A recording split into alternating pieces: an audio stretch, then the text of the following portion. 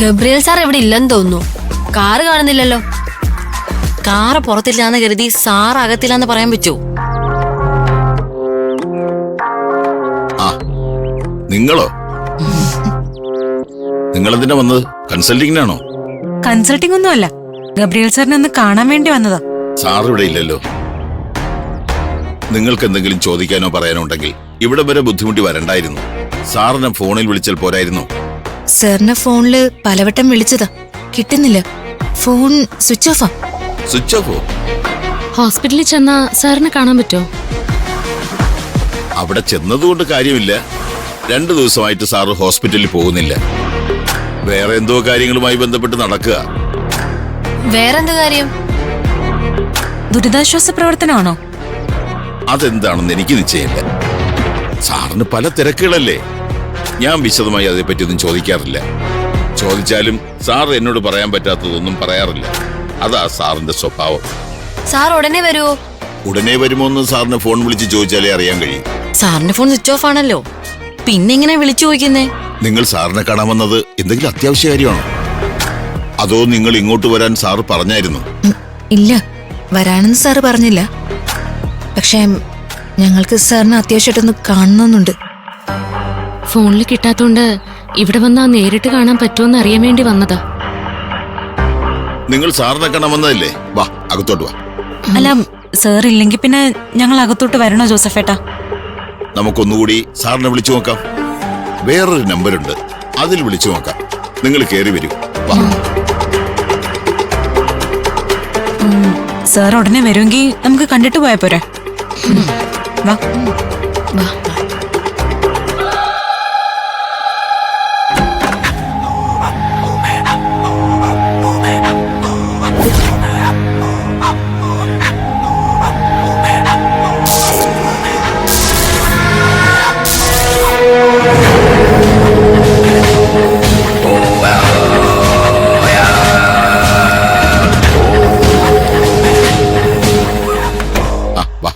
അവിടെ ഇരിക്കേ. വാ. താങ്ക്സ് ജോസഫേട്ടാ. അതെ, നിങ്ങളെല്ലാം ഗബ്രിയേൽ സാറിന് വലിയ ഇഷ്ടമാണ്. ഞങ്ങളോട് സാറിന് അത്ര വലിയ ഇഷ്ടമാണെന്ന് ഞങ്ങൾക്ക് തോന്നിയിട്ടില്ല. ഇപ്പൊ ജോസഫേട്ടൻ പറയുമ്പോഴാ ഞങ്ങൾ അക്കാര്യം അറിയുന്നത്. ഞങ്ങളെ സാർ ഇഷ്ടപ്പെടാതിരിക്കാൻ ഞങ്ങളും മോശം കുട്ടികളൊന്നും അല്ലല്ലോ. പിന്നെ ഞങ്ങളുടെ കാര്യത്തില് സാറിന് എന്തോ പ്രത്യേക താല്പര്യമുള്ളത് പോലെ തോന്നിയിട്ടുണ്ട്. എനിക്ക് പെട്ടെന്ന് വയ്യാതായപ്പോ സാറ് കാണാൻ വന്നിരുന്നു. മോളെ കാണാൻ സാർ അവിടെ വന്നായിരുന്നു? വന്നായിരുന്നു. ഇവളുടെ കാര്യത്തില് സാറിനെന്തോ ടെൻഷനുള്ള പോലെ തോന്നി. ഈ കുട്ടിയെ കാണാനായി ഈ ഗബ്രിയേൽ സാർ ഇടയ്ക്കിടെ ഹോസ്റ്റലിൽ പോകാറുണ്ടോ? എന്താ ജോസഫേട്ടാ? അല്ല, നിങ്ങളെല്ലാം സാറിന് ഇഷ്ടമാണല്ലോ. സാറിനെ പറ്റി എന്താ നിങ്ങളുടെ അഭിപ്രായം? ഞങ്ങൾക്കെല്ലാം സാറിന് വലിയ ബഹുമാനാ. സാർ ഒരു നല്ല ആളായിട്ടാ ഞങ്ങൾക്ക് തോന്നിയിട്ടുള്ളത്. ഗബ്രിയേൽ സാറിനെ ഒറ്റ നോട്ടത്തിൽ കണ്ടാൽ അറിയാം, മനസ്സിലെ കള്ളവും ചതിയും ഒന്നുമില്ലാത്ത ഒരു പാവം മനുഷ്യൻ. പുറമെ ഇത്തിരി ഗൗരവക്കാരനാണെങ്കിലും ഉള്ളിലൊരു പാവത്താനാ ഗബ്രിയേൽ സാറ്. ശരിയല്ലേ ജോസഫേട്ട? മോള് നന്നായിട്ട് സാറിനെ മനസ്സിലാക്കിയിട്ടുണ്ടല്ലോ. ജോസഫേട്ടൻ ഗബ്രിയേൽ സാറിനൊന്ന് വിളിക്കോ? ചേട്ടൻ പറഞ്ഞ പോലെ സാറിന്റെ സെക്കൻഡ് നമ്പറിലേക്ക് ഒന്ന് വിളിച്ചു നോക്ക്. സാറ് വരികയാണെങ്കിൽ മാത്രം നമ്മൾ വെയിറ്റ് ചെയ്താൽ മതിയല്ലോ. ഞാൻ വിളിക്കാം.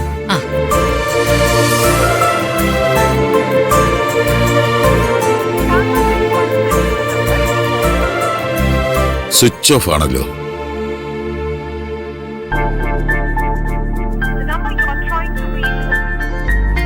സാറിന്റെ 2 നമ്പറുകൾ സ്വിച്ച് ഓഫില്ല. 2 സിമ്മും ഒരു ഫോണിലാണെങ്കിൽ സ്വിച്ച് ഓഫ് ആയിരിക്കുമല്ലോ. അപ്പോൾ സാറെന്തോ വലിയ തിരക്കിലാണ്. ഉടനെ ഇങ്ങോട്ട് നോക്കണ്ട. എന്നാ പിന്നെ ഞങ്ങൾ ഇറങ്ങട്ടെ. അയ്യോ, നിങ്ങൾക്ക് കുടിക്കാനൊന്നും തന്നില്ലല്ലോ. ഏയ്, ഒന്നും വേണ്ട ജോസഫേട്ടാ. അയ്യോ, അങ്ങനെ പറയരുത്. നിങ്ങൾ ഇവിടെ വന്നിട്ട് എന്തെങ്കിലും തരാതെ പറഞ്ഞു വിട്ടാൽ സാർ എന്നെ ആയിരിക്കും വഴക്ക് പറയുന്നത്.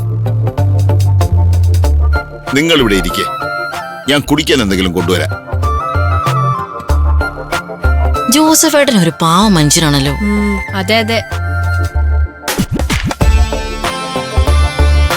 ഗബ്രിയേൽ സാറിന്റെ വീടിനെ എന്തോ ഒരു പ്രത്യേകതയുണ്ട്. നിങ്ങൾക്ക് അങ്ങനെ തോന്നിയോ? പ്രേതഭൂത പിശാചിനെ പറ്റി പഠിക്കുന്ന ആളല്ലേ, ആ സ്ഥിതിക്ക് ഈ വീടിന് പ്രത്യേകതകളൊക്കെ ഉണ്ടാവും. അയ്യോ, എന്താ അവിടുന്ന് എന്തൊരു ശബ്ദം കേട്ടെ?